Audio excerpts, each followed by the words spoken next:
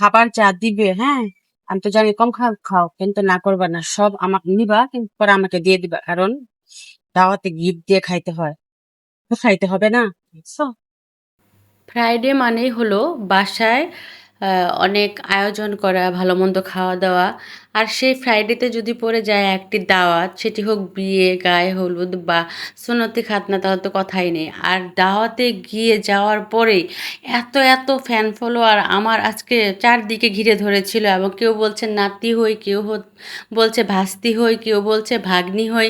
আর নাতির সংখ্যাই বেশি ছিল। হ্যাঁ, আমার এত বড় বড় নাতিন আছে, তো দাদি তো আমি হবই, তাই না?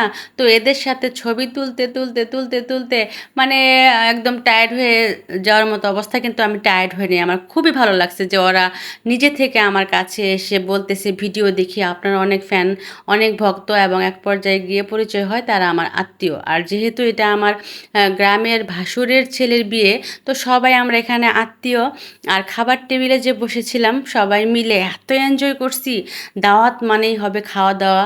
আর আমি খাইতে খুব পছন্দ করি, বাট গরমের জন্য তেমন কিছু খাইতে পারি নাই। একদিক দিয়ে আমার মেয়ে আমাকে খাওয়াই দিচ্ছে, আবার এই দিক দিয়ে আমি আমার হাজবেন্ডকে দিয়ে দিচ্ছি।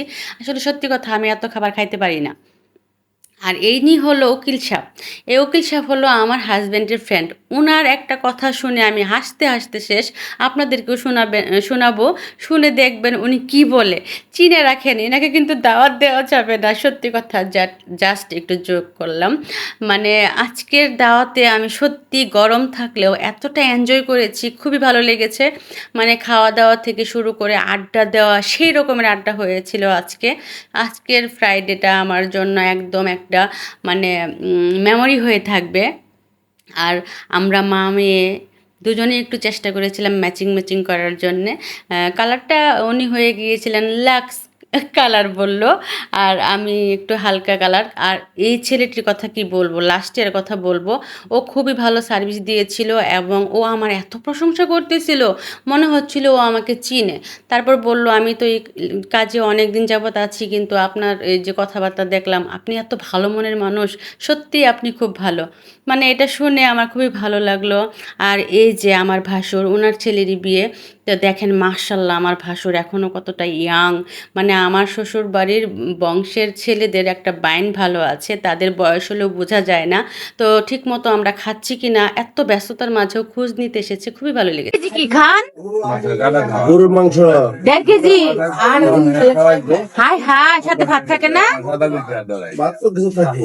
ও, 1.5 কেজি গরুর মাংস খাই হলাই, চিনে রাখেন, এই নারে দাওয়াত দেওয়া যাবো না, সর্বনাশ করে ফেলাবো।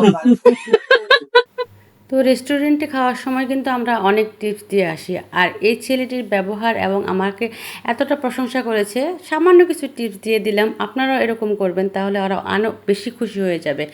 আর দাওয়াত মানে তো সেই মজার মজার খাবার, আর মজার মজার খাবার দাবারের পরে বিয়েবাড়ির খাবার বিশেষ করে, তারপরে যদি একটু পান না হয় তাহলে কি চলে? আমি বললাম পান কোথায়? তারপর তারা এক বস্তা পান আমাকে ধরিয়ে দিল। এরপর কি এত গরমের মাঝে ছবি উঠাইতে হবে না, তার জন্য একটু নিজেকে রিফ্রেশ করার জন্য একটু চা নিয়ে নিলাম। চা খেয়ে, পান খেয়ে, মাথায় ফুল লাগিয়ে কিছু ফটোশ্যুট করব, একটু ঢং করব, ওগুলো আবার আরেকটা ভিডিওতে দিব। ভিডিও মানে তো ঢং করা, হ্যাঁ, অনেকেই বলেন ঢং করি, ঢং না করলে কি চলে বলেন তো? তো অনেক ঢং টং করে গরম থাকলেও খুব ভালো লেগেছে, এবং এখন টমটম করে আমরা বাসায় চলে যাচ্ছি। আর এই টমটমের ভিতরেও কিছু ভিডিও করে নিলাম, কিছু ছবি নিয়ে নিলাম। কেমন লাগলো ভিডিওটি?